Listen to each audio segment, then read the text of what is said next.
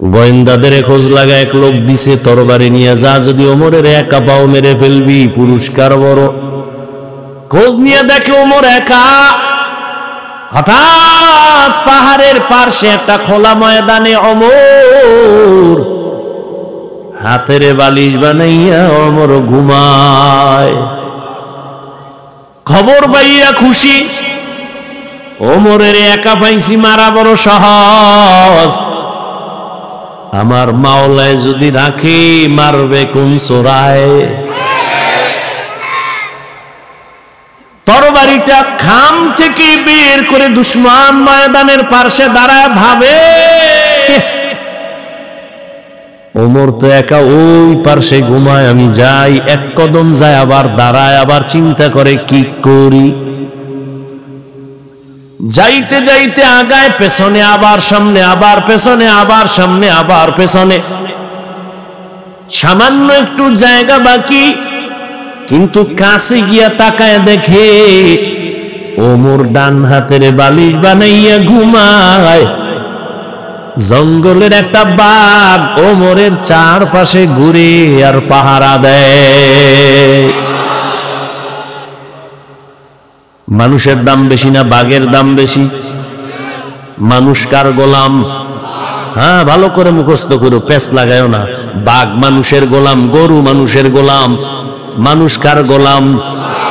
একটা থার্ড ক্লাসের মানুষ চাষি, চাষ করে, এরা কি বড় শিক্ষিত?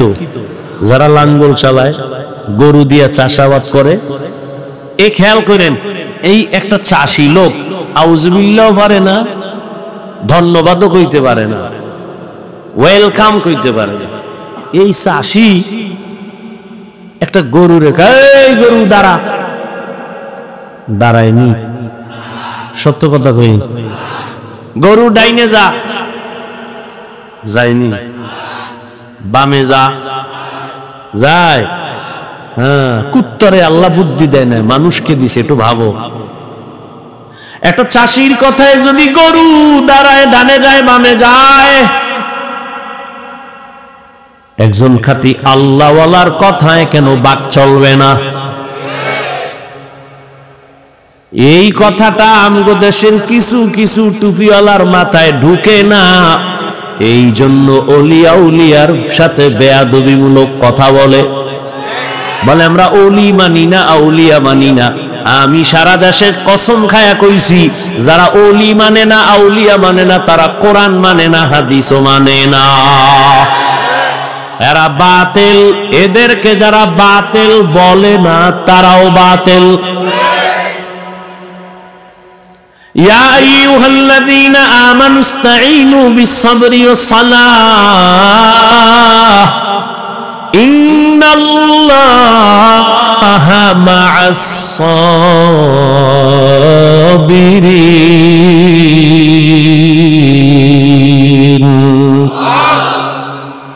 আল্লাহ বলেন, হে মুমিন, সাহায্য প্রার্থনা করো সবর ও সালাতের মাধ্যমে।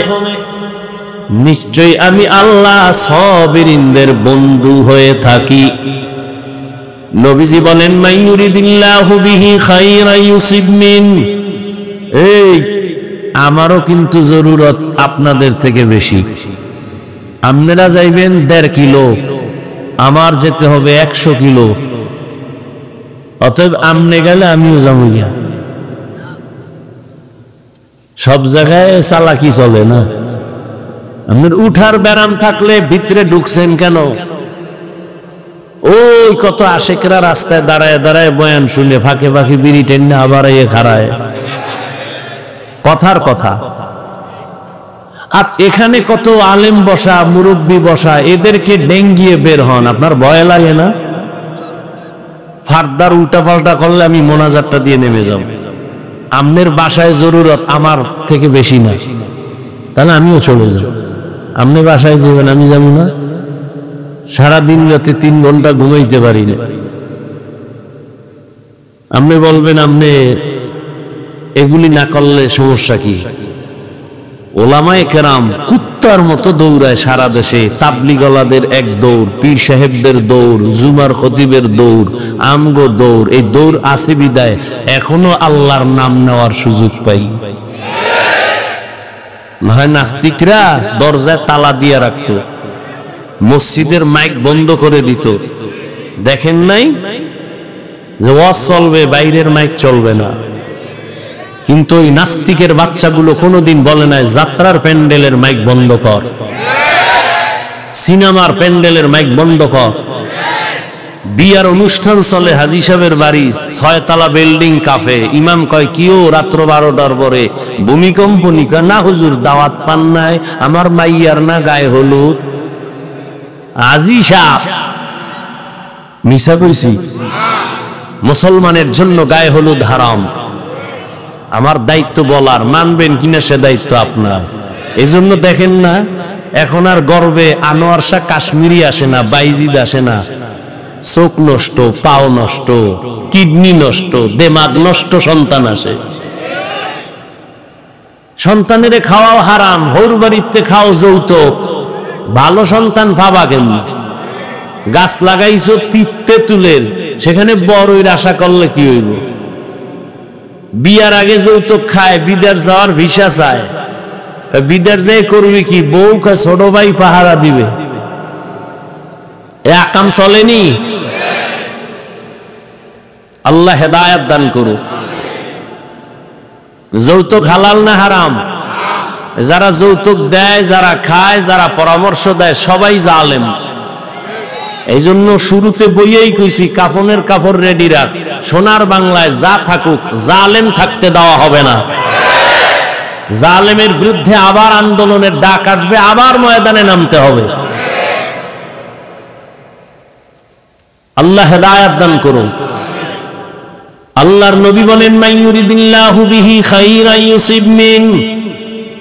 আল্লাহ যাকে বেশি ভালোবাসেন, মোহাব্বত করেন, তাকে মুসিবত দিয়া পরীক্ষা নিবেন। তাহলে বোঝা গেল আল্লাহর পক্ষ থেকে মুসিবত একটা নিয়ামত। এজন্য আল্লাহর খাস ওলিরা কোনো মুসিবত আসলে নিয়ম ছিল ইন্নালিল্লাহ বলা, কিন্তু তারা বলতেন আলহামদুলিল্লাহ। নিয়ামত পাইলেন আলহামদুলিল্লাহ বলে, আপনি কেন আলহামদুলিল্লাহ বলেন? আল্লাহর ওলি জবাব দিতেন, আমার উপরে যে আল্লাহ মুসিবত দিয়েছেন, আমার বড় খুশি লাগতেছে। আল্লাহ আমার দিকে কুদরতের নজর লাগাইছেন, এটা বড় নিয়ামত। স্বামী আর স্ত্রী ঘর করে, স্ত্রী বড় আল্লাহওয়ালা। হঠাৎ একদিন ডেকে বলে, স্বামী আমারে তুমি ভালোবাসুনি? কয় হ্যাঁ। কেমন? কয় সীমাহীন, দলিল প্রমাণ।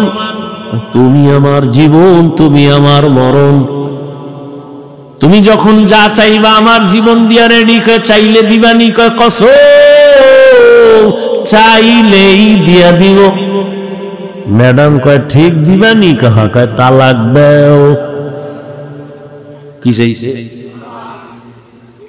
স্বামীর মাথা গরম হয়ে গেছে, কইলা কি? এরা সারা অন্য কয় না, ওয়াদা করেছো চাইলেই দিবা, দাও।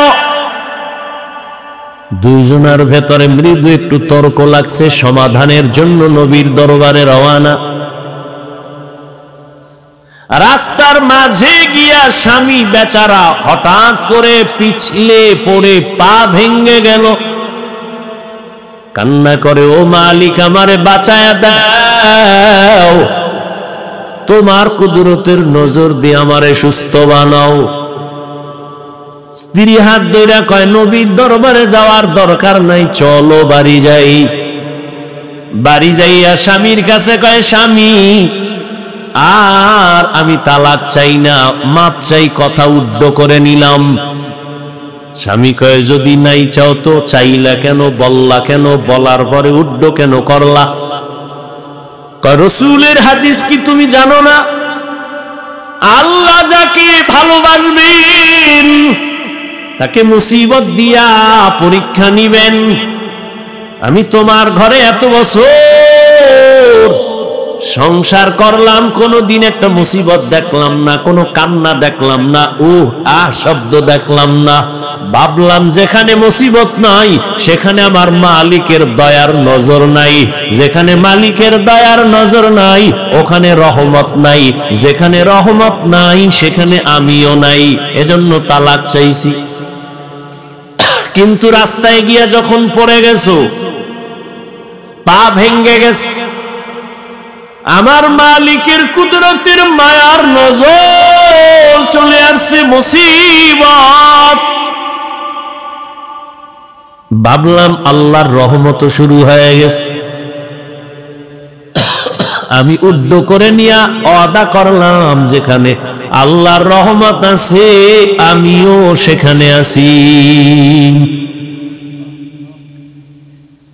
আর আমরা কি করি, মুসিবত নাই, এর মধ্যে কত গালি, আল্লাহরে শুদ্ধ নামায় পালায়, পাইলে আল্লাহ। এই জমিনই আল্লাহরে রাখতো না, নমরুদকে দেখো না, আল্লাহর কারণে সব ঝামেলা, কয় আল্লাহরই যদি মারতে পারি তো কেসা খতম, কয় বাঁশ দিয়া সিঁড়ি বানায় আল্লাহরে গুলি করব। কে? নমরুদ তীর নিয়ে উঠছে, আল্লাহরে গুলি করে মারবে। তুই কয় নাম্বারে চালাক? ঠিকই তোর তীর নিয়ে, ধনুক নিয়ে উপরে উঠা তীর মারছ, এটা পাখির ইয়া লাইয়া রক্ত আইছে, এটারে লইয়া ধাক্কাইতে ধাক্কাইতে নিচে নাইমা কয় মাইরা লাইছে যে রক্ত। এত বড় মাস্তান বাহাদুর এই নমরুদ আমার আল্লাহকে মেরে ফেলার জন্য পাওয়ার দেখাইছে। ও জাতি জানো, ওই নমরুদের ধ্বংস করার জন্য আল্লাহর কত হাজার ফেরেশতা লাগছে। একটা মশা তাও অসুস্থ, মাথার জায়গা মতো যাইয়া ফাঁকে ফাঁকে একটা মিসকল দেয়, চান্দি গরম। এত ডাক্তার, এত কবিরাজ, মাথা ঠান্ডা হয় না, হঠাৎ বুইরা বুইরা জোতার সাথে মোলাকাত, মাথা হিমেল হয়ে গেছে। নমরুদ ডাক দিয়া কয়, এত ডাক্তার কেন? জুতার ভিতরে যে আমার মাথার ঔষধ আছে তো জানি না। আমার সান কপাল, জুতা দিয়া বাড়ি মারলেই তো মাথা ঠান্ডা। কে মারবে? কয় বেতন দিয়া কর্মচারীরা। কর্মচারীরা এই কাকা তোর কাজ কি জানোনি? স্যার কি? কয় শুধুমাত্র জুতার বাড়ি, যত জোরে বাড়ি দিবি বেতন তত বাড়ায় দিবি। কেমন সান কপাল! এই যেমন তেমন কপাল মনে করছে। মাঝে মাঝে পায়ের জুতা কপালে লাগে, এটা বুঝতে হবে সান কপাল। আমেরিকার বুশের গালে জুতা লাগছে, সাংবাদিক বলে কাইফা হাল, কেমন লাগলো? কয় ডোন্ট মাইন্ড, এটা আমার গণতান্ত্রিক অধিকার। মাঝে মাঝে জুতা পায়ের থেকে গালে লাগা সান কপালের পরিচয়। এরে নবীর আল্লাহর গোলাম, এরে নবীর আশিক, মুসিবত আসবে, এটা আল্লাহর নেয়ামত। যদি তুমি নেক আমলের উপরে থাকো, মুসিবত আসবে, আল্লাহর নেয়ামত। এই মুসিবতে যদি পাস করতে চাও, সাহায্য চাও আমার আল্লাহর কাছে দুই জিনিসের মাধ্যমে। এক হলো ধৈর্য, দুই হলো নামাজ। এক নাম্বার কথা, সাহায্য চাওয়া লাগবে কেন প্রশ্ন। দুই নাম্বার কথা, যদি সাহায্য লাগে তো কার থেকে নিব। তিন নাম্বার কথা, সাহায্য যদি নিতেই হয় কার থেকে নিব। এক। তিন নাম্বারে কোন সিস্টেমে নিব। সিস্টেম আছে না? চেয়ারম্যান সাহেব আপনার এলাকায় আসছে, কলারটা ধৈর্য যদি কোন চেয়ারম্যান 50 কেজি চাউল লাগবে, চেয়ারম্যান চাউল দিবে না জুতা মারবে? বলবে চাউল 50 কেজি কেন, 50 টন দিব। নিয়ম অনুযায়ী চা অ্যাপ্লিকেশন দে। এক নাম্বার প্রশ্ন, সাহায্য চাইতে বলছেন কে? প্রশ্ন কেন চাইবো? আর মুমিনকে বলেছেন, কোন বেঈমানকে না। বেঈমানকে বলেন না কেন, শুধু মুমিনকে কেন বলেছেন? এর একমাত্র কারণ, জান্নাত শুধু মুমিন পাবে, কোন বেঈমান জান্নাত পাবে না। আর মুমিনও যে জান্নাত পাইবে, কত ভিড আছে কপালে আছে পাওয়ার আগে। দলিল দেওয়ার সময় নেই। বাংলা একটু খালি 1 মিনিটে বলি। একথা আপনারা শুনছেন, বনি ইসরাইলের 72 দল, নবী বলছেন আমার উম্মতের আর একটা দল কি কম বেশি? টোটাল কত? 73 এর মধ্যে 72 জাহান্নামে যাবে, এক দল জান্নাতে যাবে। এই কথা শুনছেন না? কিন্তু শুনছেন ঠিক, এখানে একটা চিকন কথা আছে, না হয়তো অনেকে শুনেন নাই। এই যে 72 দল জাহান্নামে যাবে, এই 72 দল জাহান্নামীদের মধ্যে কোনো হিন্দু নাই, বৌদ্ধ নাই, ইহুদি নাই, খ্রিস্টান নাই। 72 দল জাহান্নামী সব কিন্তু মুমিন এবং মুসলমানের মধ্য থেকে হবে। এই কথাটা অনেকে জানেন না, শুনেন নাই। শুনে থাকলে আবার শুনে নেন। 72 দল জাহান্নামীদের মধ্যে কোনো বিধর্মী থাকবে না, সব হবে মুমিন মুসলমান। এবার বুঝেন যে মুমিন জান্নাতে যাবে, কত কপালে মাইর আছে। মুমিন দাবি করে আল্লাহর হুকুম মতো চলে না, মুমিন দাবি করে নামাজ পড়ে না, মুমিন দাবি করে হালাল মতো চলে না, খায় না। মুমিন দাবি করে বলে নবী মানি, মানে না, সাহাবাদেরও মানে না। নামাজ নিজেও পড়ে না, অন্য নামাজ পড়ে তাও পছন্দ করে না। নিজেও হালাল ভাবে খায় না, অন্য হালাল খাইলে তাও পছন্দ করে না। 72 দল জাহান্নামী মুমিন হবে, কোনো বেঈমান হবে না। আল্লাহর নবী বলেন সাহায্য চাইবা কেন? কয় দুর্বল মানুষের জন্য সাহায্য। আমরা কি দুর্বল? আল্লাহ কয় হ্যাঁ তুই দুর্বল।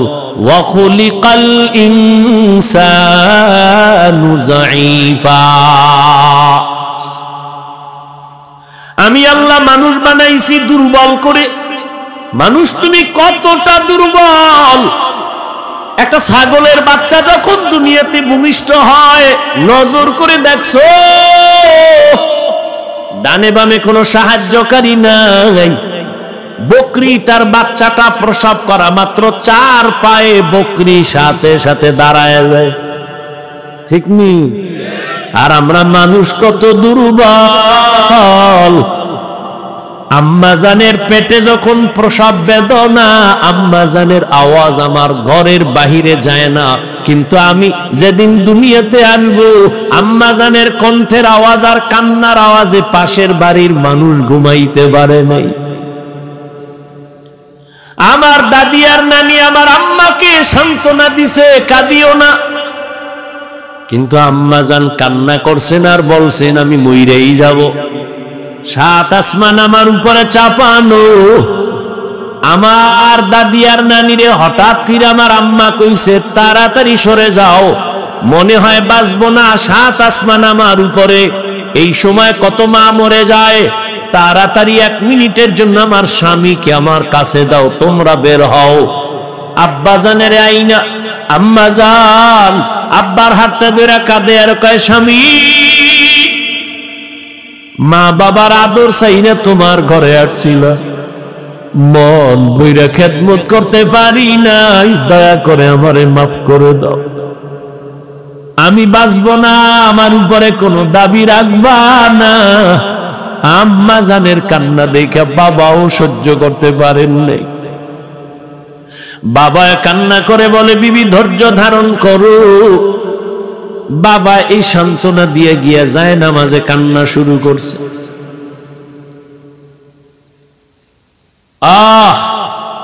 ও সন্তান, জীবনের চামড়া খুইলা যদি মায়ের জুতা বানাইয়া দিতি, আর ওই জুতা দিয়া মা যদি জীবন ভর আরামে চলতো, তারপর ওই প্রসব রাতের বেদনার কান্নার ঋণ কোনদিন আদায় হতো না। জীবনের মূল কষ্ট মায়ের প্রসব বেদনা,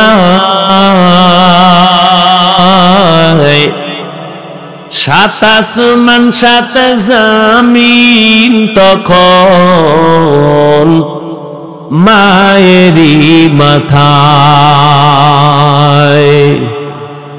জীবনের মূল কষ্ট মায়ের প্রসব বেদনা, সাত আসমান সাত জমিন তখন মায়েরই মাথায়। এমন মাকে কেমন আজি, এমন মাকে কেমন আজি যাব আমি ভুলিয়া। ও আমার প্রাণের মা, মা গো মা, কোথায় গেলে মোরে ছাড়িয়া, জনম দুঃখী ইয়াতীম আমি, চাই না কেহ ফিরিয়া। আমি যখন ছিলাম আমার মায়েরই উদরে, চলাফেরা করলেন যে মায় কত কষ্ট করে। আমার দাদি নানি আমাকে ধরলেন আর আমাকে পরিষ্কার করে, আম্মা হুশ নাই একটা চিৎকার দিয়া বেহুশ হয়ে গেছে। দাদি নানি কয় তাকায় দেখ ফুটন্ত গোলাপ। যেই মায়ের মাথায় সাত আসমানের বোঝা, চোখে পানি, ওই মা মুহূর্তে আমার চেহারা দেখা সাথে সাথে কষ্টগুলো দূর হয়েছে। আম্মা জান আমাকে কোলে টেনে নিয়েছে। দাদি নানি কয় দুধ দাও। আম্মা জান দুধ দেয়, আমি গিলতে পারি না, আমার ঠোঁট থেকে গাল বেয়ে পড়ে গেছে। কত দুর্বল বান্দা, কত মাস্তানি করো। আর একটা ছাগলের বাচ্চার দিয়ে তাকাও, চার পায়ে নিজে নিজে দাঁড়াইয়া, কেউরে দেখাইয়া দেওয়া লাগে না মায়ের ওলান কই দুধ কই। বাচ্চা নিজে খুঁজা খুঁজা মায়ের ওলানে মুখ লাগাইছে।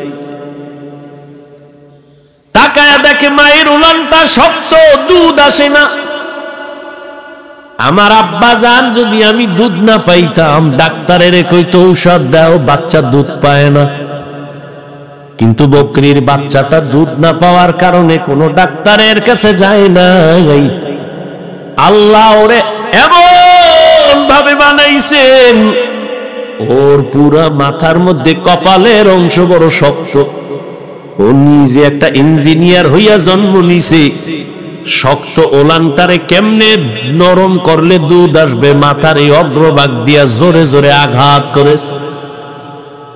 মায়ের ওলানে দুই তিনটা আঘাত করা মাত্র মায়ের ওলানটা দুর্বল হয়ে গেল, মুখ লাগাইলো, দুধ আসলো, পেট ভরে গেল।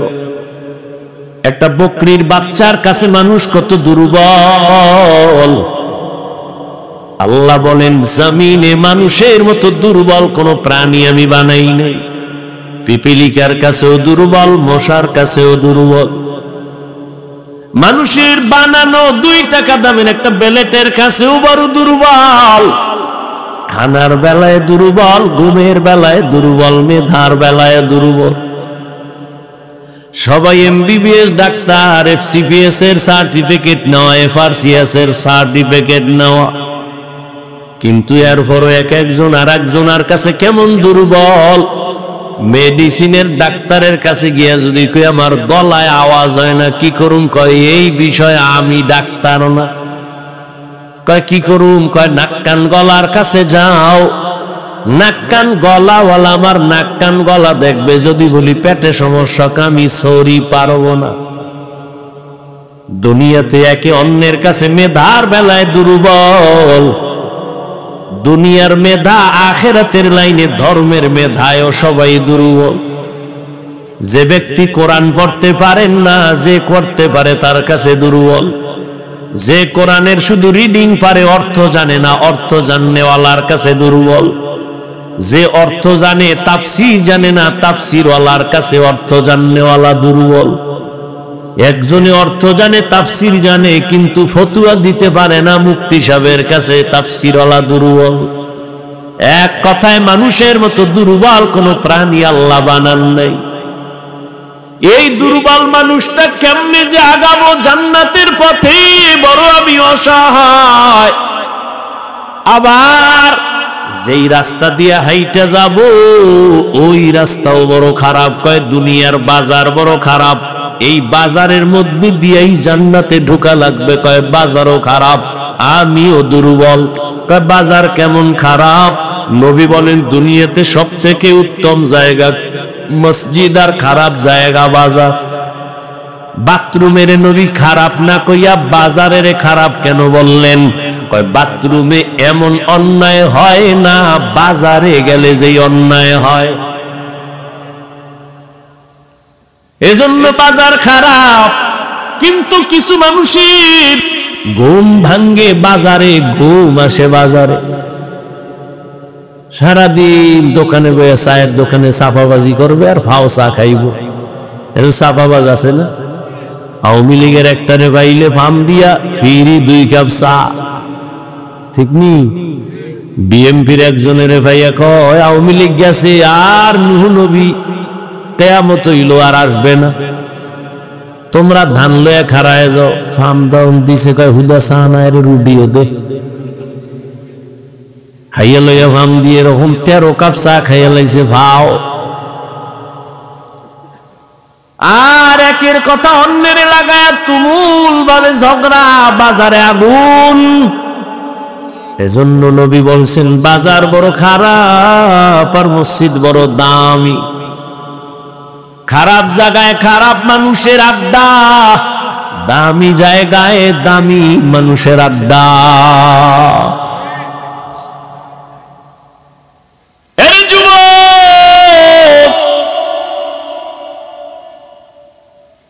দুনিয়াতে আমরা বড় দুর্বল। ঢাকা চিড়িয়াখানায় গিয়া দেখবা একটা বাঘের দৈনিক খানা 17 কেজি গোশত পারবেনি। গাজীপুরের কোন খাদক সাহেব 3 বেলায় 17 কেজি মারবে? আছে? না থাকলে কি হইব? ধাক্কা ধাক্কি চলে। ডাক্তার কইছে মিষ্টি খাবি না, হারাম। হে গেছে মিলাদুন নবীর জেলাফি খাইতে মসজিদে, ঠিক নি? এক হাত দিয়ে 1 প্যাকেট লইয়া মানুষের ভিড়ে তল দিয়ে আর 1 হাত ঢুকাই দিছে। পিছন দিতে একজনে তাকায় দেখে ও 2টা টানে, আমি একটাও পাই না। অর্ব বলে তলের ডাটাই না দৌড় দিছে। আর কি পেছন দিয়া ধইরা মাইর। এবার 2 জনে ধাক্কা ধাক্কি করতে করতে যেই প্যাকেটটাও পাইছিল পায়ের তলে বইরা বর্তা। কতক্ষণ পর ধাক্কা ধাক্কি করে ঘামায় গেছে, তাকায় দেখে পিছেও কেউ নাই, মসজিদ খালি, আমরা 2 জন। কানে ধরে তওবা করে আর জীবনে মসজিদে আমু না। কেন? কয় প্যাকেট পাইনি। খাওয়ানোর জন্য পাগল। কত পারবি? কয় 1 কেজি গরু খাওয়ার শক্তি নাই। কয় খাইলে কিন্তু বাথরুমের দরজা আগের থেকে খোলা রাখতে হয়, নিম্ন চাপ। অথচ ওই জমিনের মধ্যে বড় বড় সমুদ্রে নীল তিমি আছে। এক একটা নীল তিমির খাদ্য তালিকা প্রতিদিন 1000 কেজি চিংড়ি মাছ। কে খাওয়ায়? এই নিমক হারাম কপাল করা মানুষ কে খাওয়ায়? গর্তের পিপিলিকারে কি রিজিক দেয়? সত্য কথা স্বীকার করো। মশা মাছির খানা কে দেয়? জঙ্গলে হাজারো প্রাণী, ওদের খানা কে দেয়? উড়ন্ত পাখি শূন্যের মধ্যে ঘুরে ঘুরে পেট বইরা সন্ধ্যাবেলা বাসায় আইসা জিত নিজের পেটও ভরা, বাচ্চার খানাও নিয়ে আসলো। বলো উড়ন্ত পাখির রিজিক কে দিয়েছেন? নদীর মধ্যে সমুদ্রে হাজারো কোটি কোটি মাছকে খানা দেয়। বলতে পারবেননি সাগরের মাছগুলো না খাইয়া কোনোদিন শুকায় গেছে? জঙ্গলের প্রাণীর খানা নিতে আপনাদের এই গাজীপুরে সকাল 8টায় আসছে, এলাকায় আসছে। এই যে আপনাদের পাশে পার্ক আছে না, জঙ্গল, শিয়াল আছে না, কত কিছু আছে, ওরা কি আসে গাজীপুরে এই সকাল 8টায় নাস্তা করতে? ওগো কাছে খানা পৌঁছায় কে দেয় বলুন তো? শিয়াল, জঙ্গলের প্রাণী, নদীর মাছ, আরো আরো যারা এই যে যেগুলোর নাম বললাম, ওরা দামি না আমরা দামি? তো ওগো কাছে যদি খোদায় রিজিক দিতে পারে, আমগো কাছে আরো আগে দিবে না? তা আমরা কুত্তার মতো পাগল হইছি কেন? চরিত্র খারাপ হয়ে গেছে। কুত্তা এরকম ভাবো লয় না খাওয়ানোর লেগে, বাঙালি যেই ভাবো। বাইরে জবাই ঘিরে লাইছে, ও একা খাইবে। ইন্ডিয়ার খবর না সোনার বাংলার? হাটাজারি থানার ভেতরে 2 ভাই মিলে এক ছাদের একটা বিল্ডিং বানাইছে, বাগবাগ করে টাকা দিছে। কিন্তু এখন বড়াই করে, বড় ভাই কয় পুরাটা আমি করছি, ছোট ভাই কয় সব টাকা আমার। শুনতে শুনতে কথা আইছে আম্মাজানদের কানের ভিতরে, আর সাংবাদিক লাগবে না, কাম হয়ে গেছে। আম্মা জানেরা তিলের তাল বানায় স্বামীর কান্ডারে গরম বানায় দিছে। এবার 2 জনের ভেতরে ঝগড়া, ভাইয়ের মধ্যে দ্বন্দ্ব। বড় ভাই যতই বাহাদুরি করুক না কেন, ছোট ভাইদের প্রতি একটা আলাদা দরদ আছে, মায়া আছে, ছাড় দেওয়ার মতো মন আছে, যেটা অন্যদের থাকে না। বড় ভাই একটু কম কয়, ছোট ভাই বেশি কয়। ছোট ভাই কয় কয় কয় কয় কিন্তু ঝালটাও মিটাইতে চায়। শয়তান এমন ভাবে দখল করেছে, ওই ছোট ভাইরে আরো কিছু মানুষ তাল দিয়া এমন ভাবে নিছে, ছোট ভাই ষড়যন্ত্র শুরু করলো, বড় ভাইকে রাতের গভীরে মাইরেই ফেলামু। এশার আজান হয়ে গেছে, বড় ভাই নামাজ পড়ে ঘরে আইসা আলাদা মাঝখানে একটা দেওয়াল, ওই পাশে এক ভাই, এই পাশে এক ভাই। বড় ভাই খানা খাইতে বসছে, ছোট ভাই পিছন দিক দিয়ে ভাই কথা আছে শুনে যাও, বাইরে নিয়ে গেছে, দরজাটা বাহির থেকে লাগায় দিছে। বড় ভাইয়ের বউ দরজাটাই না দেখে বন্ধ, বাহির থেকে লাগানো। ছোট ভাই বন্ধু বান্ধব নিয়া বড় ভাইরে ছাদের মধ্যে নিয়ে মায়ের শুরু করছে। বড় ভাইয়ের বউ শুনে ছাদের মধ্যে ধুম ধুম আওয়াজ হচ্ছে, দরজাও খুলি না। হঠাৎ টাইম 5 মিনিট, ঘন্টাকে ঘন্টা গেল, স্বামী আসে না কেন? একটা চিৎকার মারছে, পাশের বাড়ির মানুষ চলে আসছে, আইসা দরজা খুলছে, বের হইয়া স্ত্রী তো অন্তরে একটা বাড়ি মারছে। হঠাৎ দেখে ভাই রক্তে পুরা ছাদ লাল হয়ে গেছে। ওই কথা রাখ, এই হলো দুনিয়া। খাইতে পারে আধা কেজি, দুনিয়া সব খাওয়ার জন্য কুত্তার মতো পাগল হয়ে গেছে। আল্লাহ কয় তোর শরীর ঠিক রাখার জন্য আমি আম দিছি, কাঁঠাল দিছি, আমি নিজে পাকাইয়া দিমু, 1 মাস অপেক্ষা কর। কয় না, আমার জিহ্বা কুত্তার থেকেও খারাপ, আমি এত ধৈর্য ধরতে পারি না। মার গাছের মধ্যে মেডিসিন মার, খোদায় ফাঁকাবার আগে আমি থাপড়ায় ফাঁকায় ফেলামু। একেবারে আল্লাহর আগে ফাঁকায় দিছে, খাইয়ে হইছে বাথরুম ফ্রি, রোড ফ্রি হয়ে গেছে। মানুষ কত নিমক হারাম, মাছ কত পিওর, মানুষ বানাইছে ভেজা। ফল পিওর, মানুষ বানাইছে ভেজা। হোটেলে খাবেন, আরে ভাই মানুষ টাকা দিয়ে খায় না? কথা বলেন না কেন? তা তুমি 2 নাম্বার তেল দিয়ে ভাজো কেন? 6 দিন আগের তেল দাও কেন? মানুষ তো টাকা দিচ্ছে, সমস্যা কি? তুমি 2 টাকা বাড়ায় নাও, মানুষকে ধোকা দাও কেন? ধোকা দিয়া বাঁচতে পারছো? 10 বছরে যা কামাইছো 1 রাইতে সব আগুন লেগে শেষ। হে আল্লাহর মাই, আল্লাহ হেদায়েত দান করে। আমরা বড় দুর্বল। আবার যেই বাজার দিয়া জান্নাতে যাব, ওই বাজার বড় খারাপ। এরপর আবার 3 দল শয়তান আমার পেছনে টানে যেন আগাইতে না পারি। মানুষ শয়তান, জিন শয়তান, নফস শয়তান।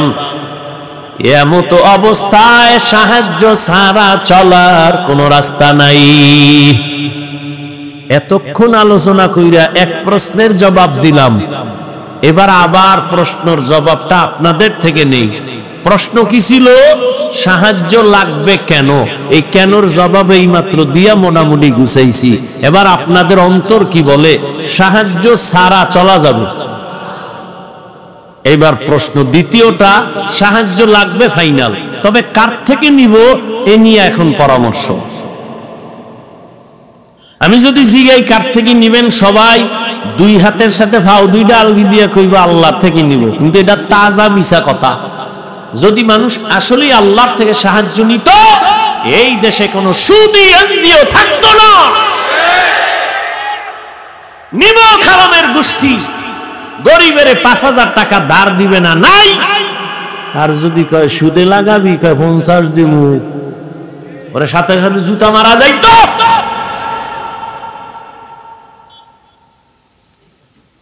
অভিশপ্ত মা বাবার সন্তান, আল্লাহর লানত, ফেরেশতাদের লানত, সমস্ত মাখলুকাতের লানত সুদখোরের উপরে, ঘুষখোরের উপরে। ওরা আল্লাহর দুনিয়ার বড় দুশমন, ওরা ডাকাত, ওরা জালেম। ওরা 24 ঘন্টার সেকেন্ডে সেকেন্ডে গর্ভধারিণী মায়ের সাথে জিনার গুনাহ করে। ওদের হজ কবুল হবে না, মাদ্রাসা বানাইলে সওয়াব নাই, মসজিদ বানাইলে সওয়াব নাই। ওরা যতবার মোনাজাত দিবে একটা মোনাজাত কবুল হবে। আল্লাহ কয়, এই বেঈমান রেডি থাক, আমি আল্লাহ নিজে তোর সাথে যুদ্ধ করব। কোরআনের আয়াত সূরা বাকারা। তুই তোর মায়ের সাথে 24 ঘন্টা জিনার গুনাহ করবি, তোর সাইরা দেব। এরকম সুদখোর নাই, গরিব না খায় মরে, 5000 টাকা ধার দিবে না, সুদে লাগাবি 50 দিব। এরপরে কিস্তি আদায় না করতে পারলে এবার জানাজার খাটের সামনে যায় খাড়াইছে, কিস্তি না দিয়া লাশ কবরে নিবি না।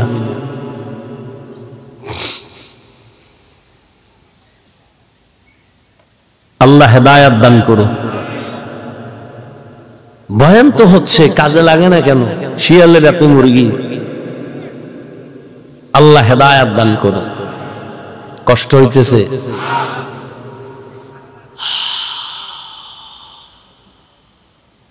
তাহলে সাহায্য লাগবে, লাগবে না? এখন প্রশ্ন কার থেকে নিব?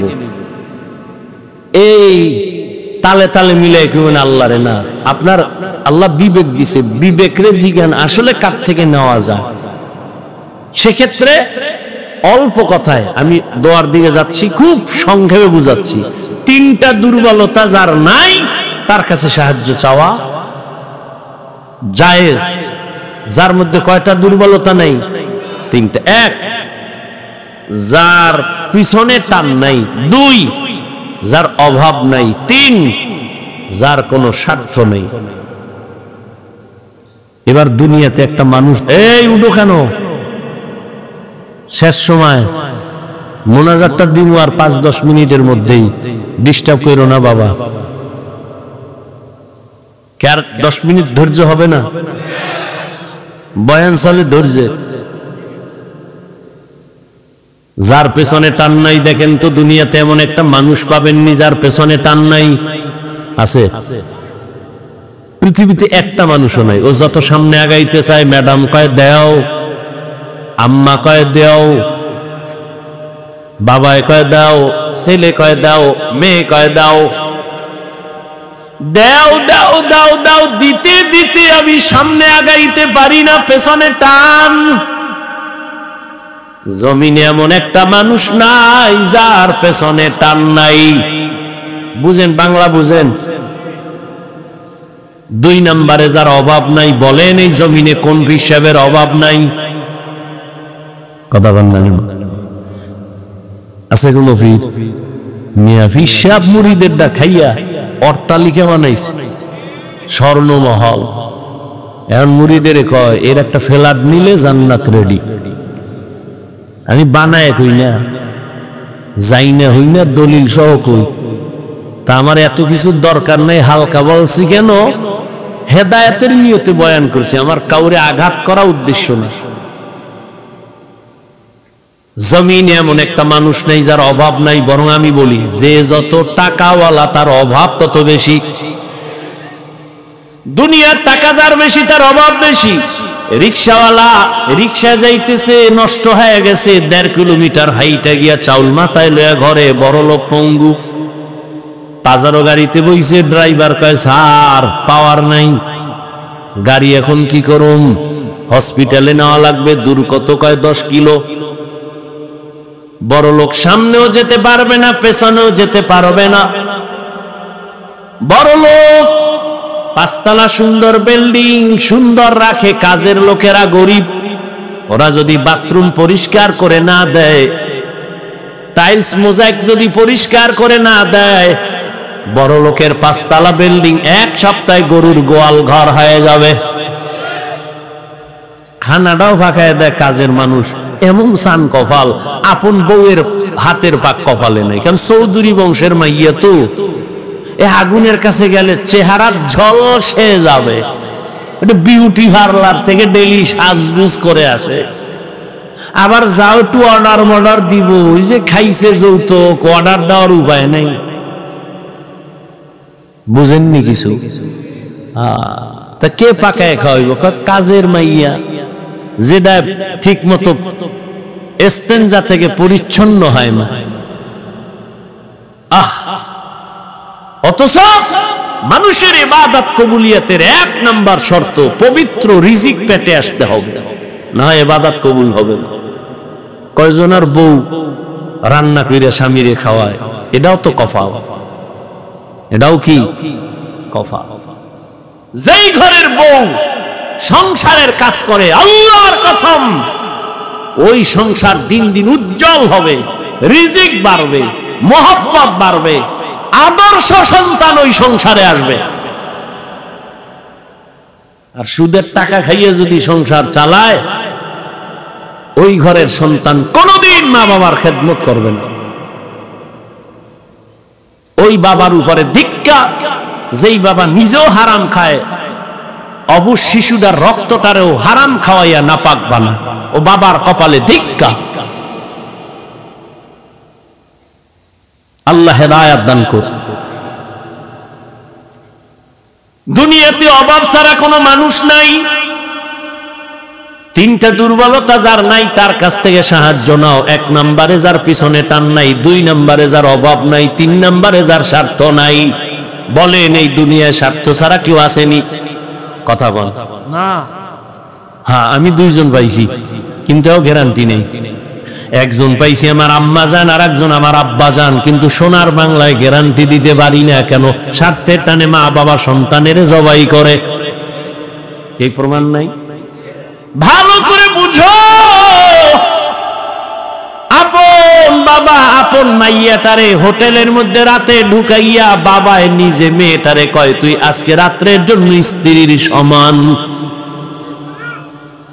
ঘুমাইতেছেন, মোনাজাত দিয়েই ফেলাম, 2 মিনিট যে কমুয়াও কইতাম না, কপাল খাওয়াব আউলে যেতেছে। কোন দেশে আসো চিন্তা করো। মাইয়ারে হোটেলে ঢুকাই আপন বাবায় কয় আজকে রাতের জন্য তুই স্ত্রী। নাউজুবিল্লাহ আসে না? আল্লাহ হেদায়েত দান করো। তাহলে বুঝতে পারলাম দুনিয়াতে অভাব ছাড়া কোনো মানুষ নাই, পিছু টান ছাড়া মানুষ নাই, স্বার্থ ছাড়া কোনো মানুষ। তাহলে এই 3 দুর্বলতা যার আছে, সে আমার চাইলেও দিবে না, দিবে না। কারণ ওর পিছনে টান, মাইয়া বলারে দিয়া থাকলে দিবে। দ্বিতীয়, নিজের অভাব পূরণ হইলে দিবে। তৃতীয়, স্বার্থ ছাড়া দিবে না। কি? কিন্তু এই 3টা দুর্বলতা নাই, একজন খুঁজা পাওয়া গেল, তিনি হলেন আমার রব। কে? ইয়া আইয়ুহান নাস আনতুমুল ফুকারাউ ইলাল্লাহ ওয়াল্লাহু আল্লাহু হুয়াল গানিয়্যুল হামিদ।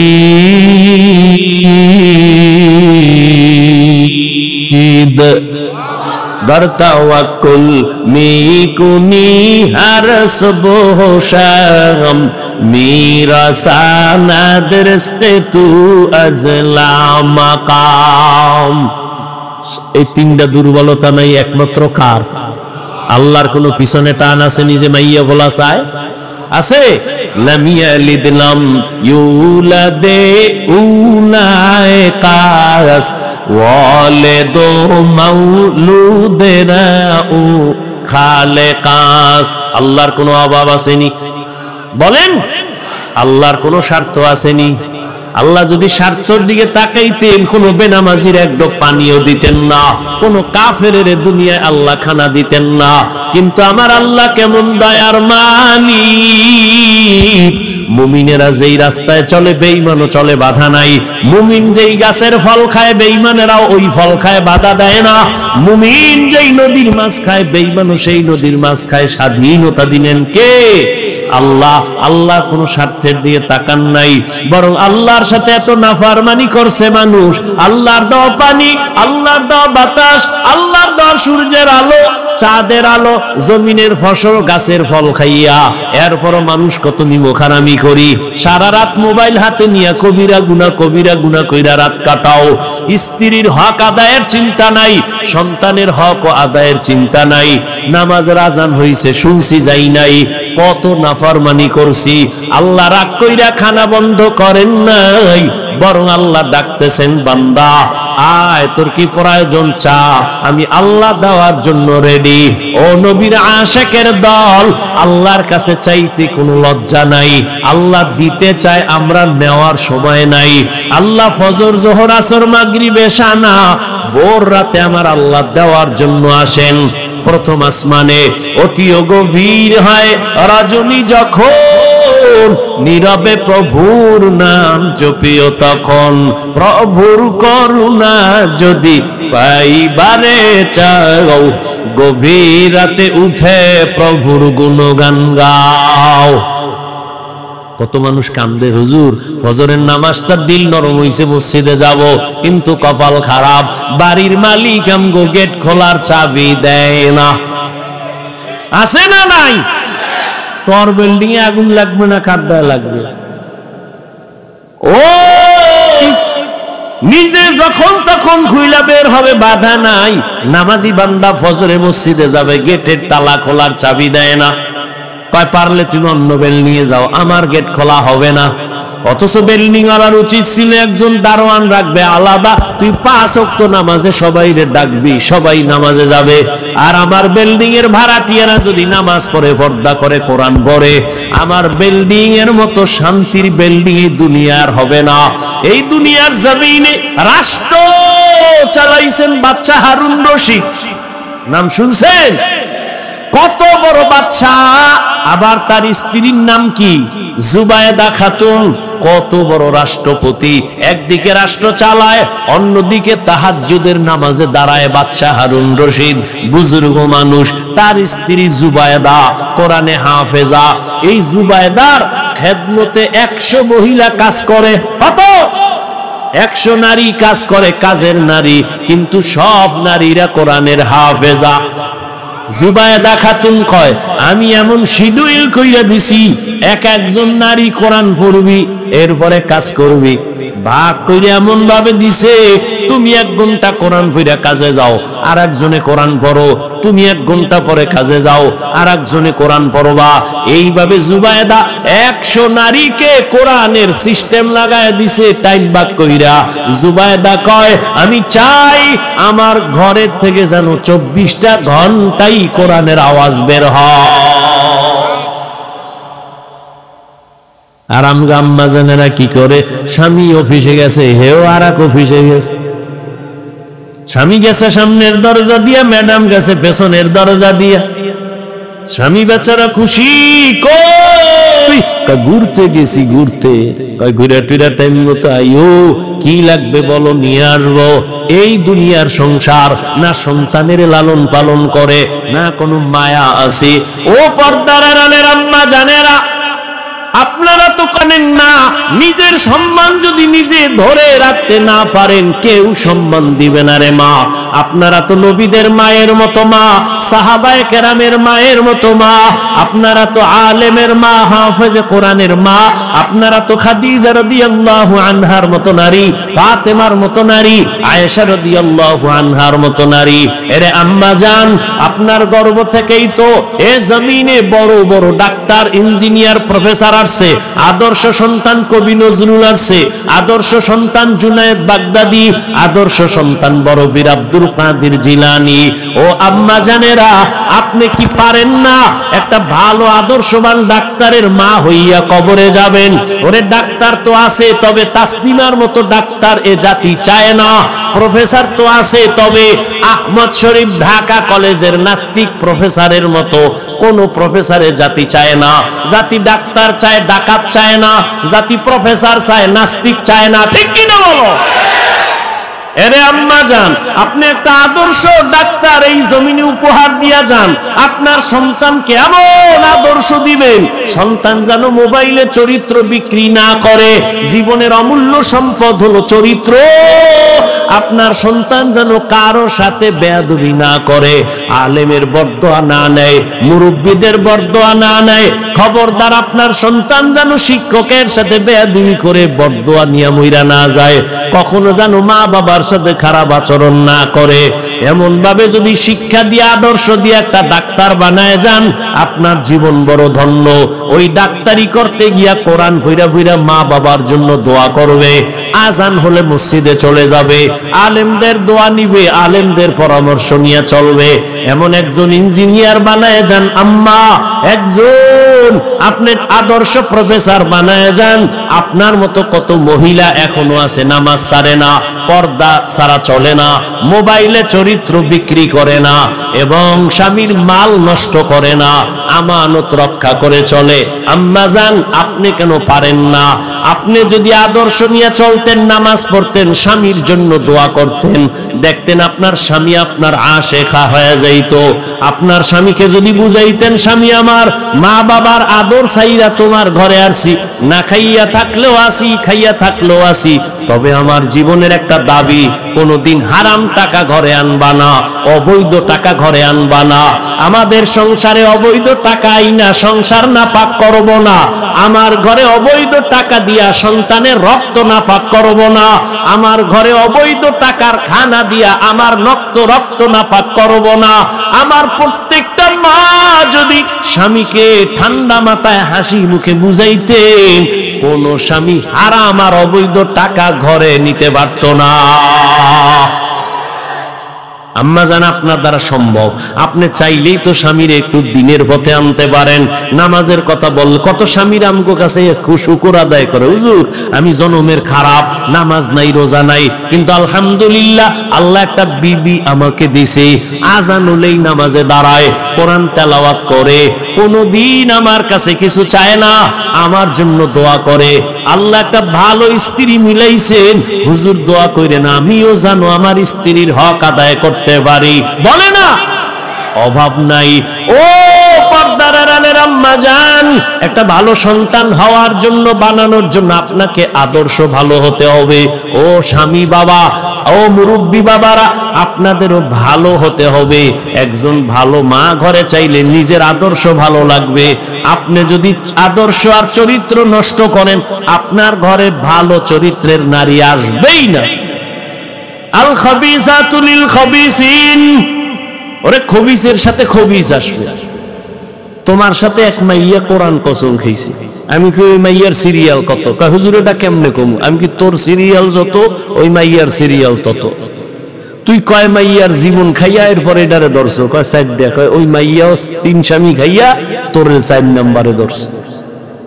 ডানা কাটা ভরি ভাইছো, তোর গোষ্ঠী শুদ্ধ কাটতে দিয়ে কইবে আমার ডানা কাটাই দেখ। কি ডানা কাটা ভরি ঘরে আনছো, আইয়েই কয় তোর বাপের ডানা ভালো না কাট। ঘরে ঢুইকাই কয় তোর মা আমার শাশুড়ির ডানা ভালো না, কেটে দে। কয় কি করবো? কয় ঢাকার শহরে ফ্ল্যাট ল। ঢাকার শহরে ফ্ল্যাট লইয়া স্বামী আর স্ত্রী থাকে, দুইজনে দুদিকে দৌড়ায়। কিছুদিন পর স্বামীরে ফকিন্নি বানাইয়া এবার কয় তোর ডানাও খারাপ, আমি হিজরত করলাম। ঠিক নেই? হাসো কা? আমি খুশির কথা কইছি না জুতার বাড়ির কথা কইছি? তুই ওই পথে আসো, তোর লজ্জা করে না? আবার হাসো। তোর কপালে এরকম একটা পড়লে তোর দুনিয়াও বরবাদ, আখেরাতও বরবাদ। জীবনে যদি কিছু কইরা তওবা কর আর আল্লাহর আল্লাহ, বিয়ে যদি কপালে থাকে তো একটা গরিবের মাইয়া দিও, নামাজি মা, ভালো গরু কিনতে গেছে দুধ খাইবে, এখন জিগা এই গরুটায় দুধ দেয়, মায়ে দিত কয় কেজি? মায়ে দিত 20 কেজি। তাহলে মায়ে যদি 20 কেজি দেয়, বাচ্চায় অন্তত 15 দিবে। গাভীর দুধ খাইতে গিয়া মায়ের খবর নিলি, কিন্তু যেই মাইয়া তোর আপন জীবনটারে সাজাবে, মইরা গেলে এই সংসার ইতিহাস হয়ে থাকবে, ওই সময় বিয়ার সময় একবারও জিগাইলা না ওর মা পর্দা করেনি, নামাজ পড়েনি, একবারও জিগাইলা না। এই জন্যই তো কপাল বড় খারাপ। ও যুবক, এখনো সময় আছে, তওবা করো। তোমার মতো যুবক আমি যে এতক্ষণ চিল্লাইতেছি, একবারও কিন্তু বলি নাই হুজুর হ, স্কুলে তালা মার, মাদ্রাসায় যা, একবারও বলি নাই। বরং চাকরিজীবীকে ধন্যবাদ দিয়া বলি, চাকরি কইরা জান্নাতের পথ খুঁজো। চাকরি কইরা জান্নাত পাওয়ার রাস্তা নাই, হুজুর হওয়া লাগবে। ব্যবসা করো, ব্যবসার লাইনে জান্নাতের পথ খুঁজো। স্কুলে পড়ো, কলেজে পড়ো, চাকরি করো, ব্যবসা করো, জান্নাতের পথ খুঁজো। তোমার মতো যুবক জেনারেল লাইনে থাইকা ব্যবসা চাকরি করে লেখাপড়া করে, 5 ওয়াক্ত নামাজি দাড়িওয়ালা আসেনি, তুমি কেন পারো না রে বাবা? রাস্তায় গাড়ি চালায় যুবক, নামাজ ছাড়ে না, তুমি কেন পারো না? এখনো সময় আছে, তওবা করে নাও। আল্লাহর কাছে মনে মনে অঙ্গীকার করো, আল্লাহ জীবনে তো মনের জাল মিটায় গুনাহ কম করি নাই, নামাজ ছাড়লাম, দাড়ি কাটলাম, বেপরদায় চললাম, আড্ডা দিলাম, পার্কে গেলাম, মা বাবার সাথে বেয়াদবি করলাম, আজকে থেকে তওবা করতেছি, আর নামাজ ছাড়বো না, দাড়ি কাটবো না, বেপরদায় চলবো না, মা বাবার সাথে বেয়াদবি করবো না, শিক্ষকের দোয়া নিয়া, ওলামায়ে কেরামের দোয়া নিয়া 5 বেলার নামাজ পড়বো। তওবা করার মতো যদি অন্তর তৈরি হয়, মুনাফিকি না থাকে, দুটো হাত আমার আল্লাহকে দেখায় দাও। আয় আল্লাহ, হাতগুলো কবুল করে নেন, তওবা কবুল করে নেন, তওবার উপরে মজবুত হয়ে চলার তৌফিক দান করেন, আমিন। আলহামদুলিল্লাহি রাব্বিল আলামিন, ওয়াসসালাতু ওয়াসসালামু আলা সাইয়্যিদিল আমবিয়া ওয়াল মুরসালিন ওয়া আলা আলিহি ওয়া আসহাবিহি আজমাইন। ইয়া আরহামার রাহিমিন, ইয়া আরহামার রাহিমিন, ইয়া আরহামার রাহিমিন। রব্বিরহামহুমা কামা রব্বায়ানি সগীরা। ও দয়ার মালিক, গভীর রাত, সব বাড়িওয়ালাদের দরজাগুলো বন্ধ, আপনার রহমতের দরজাগুলো খোলা। আমরা গুনার বোঝা নিয়ে তওবার নিয়ত করে হাত তুলেছি, আর গুনাহ করব না রে আল্লাহ, আর নামাজ ছাড়বো না, দাড়ি কাটবো না, বেপরদায় চলবো না, মা বাবার দোয়া নিয়া, মুরব্বী শিক্ষকদের দোয়া নিয়া, ওলামায়ে কেরামের পরামর্শ নিয়া চলবো। আমাদের তওবা কবুল করেন, গুনাহ মাফ করে দেন, মা বোনদের কবুল করে আবেদা বানায় দেন, সন্তানগুলো নেককার বানায় দেন, যারা লেখাপড়া করে পরীক্ষার্থী কামিয়াবি দান করেন। আয় আল্লাহ, আমার কলিজার প্রত্যেকটা যুবকের হেদায়েতের দৌলত দান করেন, নামাজি কোরআন পড়নেওয়ালা বানায় দেন, মোবাইলের গুনাহের থেকে হেফাজত করেন। প্রত্যেকটা সন্তানকে মা বাবার বাধ্যগত আদবওয়ালা সন্তান বানায় দেন, প্রত্যেকটা ছাত্রকে শিক্ষকের বাধ্যগত আদবওয়ালা বানায় দেন। আয় আল্লাহ, সারা দুনিয়াবাসীকে মাফ করে দেন। আয় আল্লাহ, বিদেশের ঘরে যারা চাকরি ব্যবসা করে হেফাজত করেন, বাংলাদেশ শান্তির দেশ বানায় দেন, জালেমদের জুলুম থেকে দেশকে হেফাজত করেন। আয় আল্লাহ।